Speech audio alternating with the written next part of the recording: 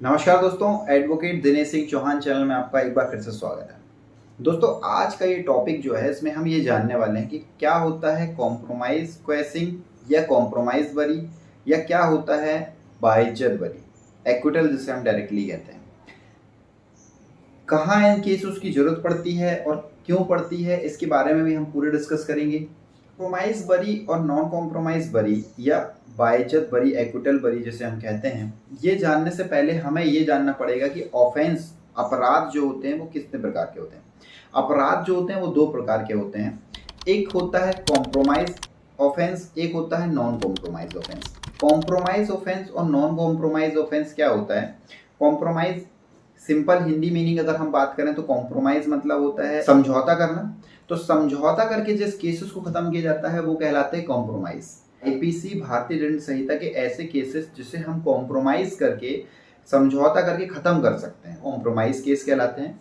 और ऐसे केसेस जिसे हम कोर्ट से कॉम्प्रोमाइज नहीं कर सकते हैं, जिसे हम कंपाउंड नहीं कर सकते हैं, तो वो केसेस कहलाते हैं नॉन कॉम्प्रोमाइज ऑफेंस। अब इनका ब्यौरा हमें मिलता कहाँ पर है? तो इनका ब्यौरा मिलता है हमें सीआरपीसी की सेक्शन 320 में।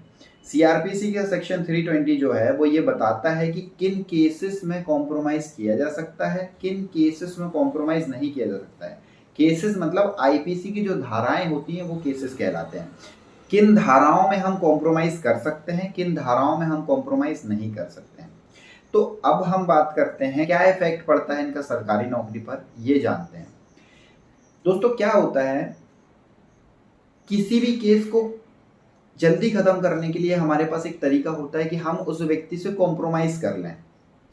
और कॉम्प्रोमाइज करने की मीनिंग ये होती है कि आपने वो ऑफेंस है उसे स्वीकार कर लिया है और आप उसकी क्षमा चाहते हैं। जनरली हम कॉम्प्रोमाइज कब करते हैं? जब हमें मालूम है कि हम वहां पे गलत हैं या हमें मालूम है कि सामने वाला गलत है, हम वहां पे कॉम्प्रोमाइज कर लेते हैं। सेम होता है कोर्ट के केसों में भी। कॉम्प्रोमाइज केस, जब हमें मालूम है कि हमने गलती करी है और हमारा सामने वाली पार्टी के साथ केस चल रहा है, तो हम कॉम्प्रोमाइज कर लेते हैं, अपनी गलती की सजा के बदले जो भी उसकी मांग है उसे कंप्लीट कर देते हैं और केस को हम खत्म कर लेते हैं। तो किसी भी सरकारी नौकरी का कॉम्प्रोमाइज केस में क्या फर्क इफेक्ट पड़ता है, ये जानने से पहले हम ये जान लेते हैं कि कॉम्प्रोमाइज केस खत्म कैसे होते हैं। दो पार्टीज हैं, पार्टी ए और पार्टी बी। दोनों के केस 3 साल से लंबित हैं, दोनों ही एक समय के बाद थक चुके हैं, केस नहीं लड़ना चाहते हैं, या दोनों के बीच में एक कॉम्प्रोमाइज हो गया। तो दोनों पार्टी जाके कोर्ट में बोल देंगी कि सर कॉम्प्रोमाइज ऑफेंस के तहत हम कॉम्प्रोमाइज कर रहे हैं, क्योंकि हमारे जो ऑफेंस हैं वो सीआरपीसी के 320 के तहत कॉम्प्रोमाइजेबल हैं, कॉम्प्रोमाइज कर लेते हैं और केस को खत्म कर देते हैं। तो जब भी कोई व्यक्ति यदि कॉम्प्रोमाइज कर लेता है तो उस व्यक्ति के जो कोर्ट का ऑर्डर होता है, उस ऑर्डर में लिख दिया जाता है कि ये कॉम्प्रोमाइज बरी है। कॉम्प्रोमाइज बरी की मीनिंग ये होती है कि उस व्यक्ति ने अपने अपराध को स्वीकार कर लिया है। और यदि वो व्यक्ति अपराध को स्वीकार कर लिया है और अगर उसने कॉम्प्रोमाइज कर लिया है तो वो सरकारी नौकरी के लिए एलिजिबल नहीं रहेगा। बहुत सारी नौकरियां ऐसी हो जाती हैं, खासकर ऐसी नौकरियां जैसे पुलिस की नौकरियां, डिफेंस की नौकरियां, सिक्योरिटी से रिलेटेड नौकरियां, जिसमें डिसिप्लिन नौकरियां कहते हैं। ऐसी नौकरियां जो होती हैं उसमें कॉम्प्रोमाइज बरी में आपको नौकरी नहीं मिलेगी। तो ध्यान रखिएगा, यदि लाइफ में कभी किसी भी व्यक्ति के ऊपर जो सरकारी नौकरी की तैयारी कर रहा है, अगर उसका कोई केस हो जाता है और अगर वो कॉम्प्रोमाइज बरी होने के बाद ये सोच रहा है कि मैं पीवीआर को क्लियर करा लूंगा, तो वो बहुत बड़ी गलती कर रहा है। बहुत से डिपार्टमेंट हैं जो कॉम्प्रोमाइज बरी को एक्सेप्ट नहीं करते हैं।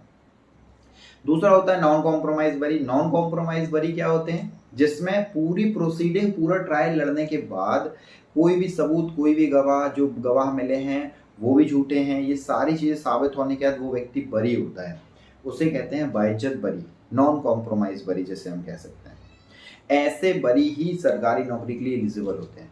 अब नॉन कॉम्प्रोमाइज और कॉम्प्रोमाइज बरी का यूज कहाँ पे आता है? जनरली क्या होता है, किसी व्यक्ति की सरकारी नौकरी लगती है, कोर्ट में स्टिल केस उसका पेंडिंग है, तो डिपार्टमेंट वहां पे सीधे तौर पे ये कह देता है कि आप अपने केस को 3 महीने के अंदर खत्म कर लो, वरना आपको नौकरी नहीं दे सकते हैं।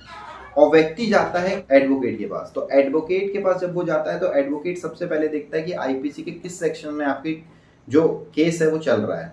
आईपीसी के सेक्शन को उठा के वो सीआरपीसी के सेक्शन 320 में देखता है और वो ये देखता है कि आपके जो केस हैं वो कॉम्प्रोमाइज केस है। मतलब जो ऑफेंस है वो कॉम्प्रोमाइज है, ऑफेंस के अकॉर्डिंग आप कॉम्प्रोमाइज कर सकते हो, अपने केस को बरी कर सकते हो। वो आपको सीधे सीधे तौर पर सलाह दे देता है कि मैं आपका केस खत्म कर दूंगा, आप कॉम्प्रोमाइज बरी कर लो। सामने वाली पार्टी यदि एग्री है तो कॉम्प्रोमाइज बरी हो जाता है, और वहीं पे गलती कर देते हैं नए लोग। कभी भी डिपार्टमेंट आपको 2 महीने दे, 3 महीने दे, तो या तो आप डिपार्टमेंट को ये बता दो कि हमारा कॉम्प्रोमाइज बरी हो रहा है, अगर आप अलाउड करेंगे तो हम कॉम्प्रोमाइज बरी को कर लेते हैं, अदरवाइज हम पूरे केस को लड़ने के बाद ही बरी होंगे। यदि डिपार्टमेंट आपको अलाउड कर दे तो आप कॉम्प्रोमाइज बरी करा लीजिए, यदि नहीं करता है तो कॉम्प्रोमाइज बरी नहीं कराइए, पूरा केस लड़िए, भले आपको उस नौकरी के लिए कोर्ट की शरण लेना पड़े, और पूरी आपकी जो प्रोसीडिंग है उसको कंप्लीट होने के बाद, बरी होने के बाद आपकी नौकरी आपको मिले। तो आई होप अब आप समझ गए होंगे क्या होता है कॉम्प्रोमाइज बरी, क्या होता है नॉन कॉम्प्रोमाइज बरी, जिसे हम बाइज्जत बरी कहते हैं।